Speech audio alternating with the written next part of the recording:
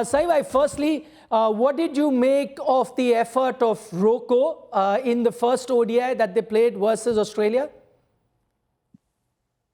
Well, first and foremost, a very, very happy, healthy, sparkling and blessed Diwali to everybody. What I saw was something which was a little tough to see, because these are two absolutely wonderful players who have served the country with so much distinction. Tough to see because it was going to be a tough examination on probably the bounciest pitch in Australia. So I think that is where batting first did not help them. The pitch was fresh. There was always just a little hint of rain there, and which meant that there was some movement as well. And the danger man was always going to be somebody called Josh Hazlewood, because he is a hit-the-deck bowler. Mitchell Starc is somebody who will push the ball further up, trying to get that late movement. But Josh Hazlewood is a hit-the-deck bowler. So he's not looking to swing the ball once he releases the ball, but he's looking to get the ball to seam once it pitches. And therefore, it becomes very tough to play him on a pitch which has got a little bounce. Both these great players playing after a long time international cricket just had that little tough time when Josh Hazlewood got them. So the first ODI aside, do you think the three ODIs that will be played in Australia are going to be a litmus test for these two players, or it doesn't matter whether they score runs here or not, they will be given a longer rope to really decide their ODI future? Well, the saying is that, class is permanent and form is temporary. So with these two great players, that is obvious. The only thing is that because there aren't too many back-to-back matches, you want to be playing, once you get past about 34, 35, you want to be in international competition pretty regularly. You look at tennis, for example. You look at Djokovic. Djokovic took a break last year because he was not 100% fit. And look what happened. Last year, I think, if I recall correctly, he was in 3 out of the 4 finals of the major. But this year in 2025, he was nowhere near, because a break once you have taken, once you're about 34, 35, is a little, so your body clock, everything, body movements, does take a little time. So the more they play, the better they will get.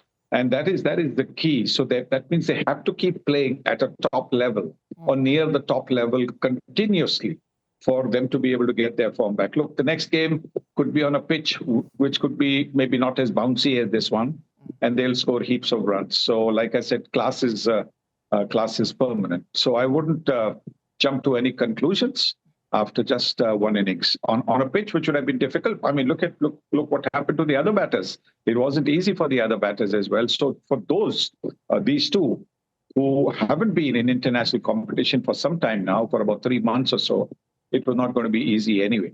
So I understand that it will be their performance that will eventually decide whether they make the 2027 World Cup or not. But I'm going to speak to you particularly about Virat Kohli.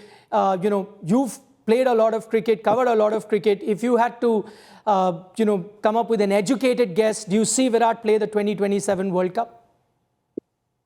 With his fitness, yes. With his fitness and physical fitness, there's no question about both of them being there for the 2027 World Cup. It's what they feel, mentally. That is going to be the key, and only they can decide that. Only they will be in a better position to take. Physically, both of them, are going to be absolutely fine as far as 2027 is concerned. I have no concerns at all about the physical fitness part of both Rohit Sharma and Virat Kohli. It's how they feel is something that only they can decide. Saibhai, in case of Rohit, because he's made it very clear, he's going to be 40 plus by the time the 2027 World Cup comes along. The fact that he doesn't have a 50-over title in his kitty, Virat, we know, won in 2011. The fact that Rohit doesn't have it, that will serve as extra motivation that he keeps himself fit. We've already seen him lose a lot of weight. 100%. I think that's something that every player dreams of. But obviously, when you start at the junior level, school level, there is that dream of first playing for your state and then playing for your country.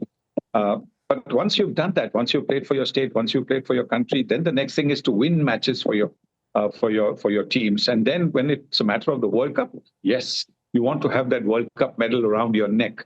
And he's got already the Champions Trophy medal around his neck. But I think the World Cup is something that he knows. India was so close to winning in 2023. It was just one of those days, having won all the previous matches. On they say the law of averages catches up. That is the day when the law of averages caught up with India, and India lost the final to Australia. So yes, I think Rohit Sharma definitely would want to have that medal around his neck. I want you to tell us what really happens. Is there a drastic, reduction in the reaction time or reflexes? What happens to a batter, let's say post 38, 39? Why does it become so tough?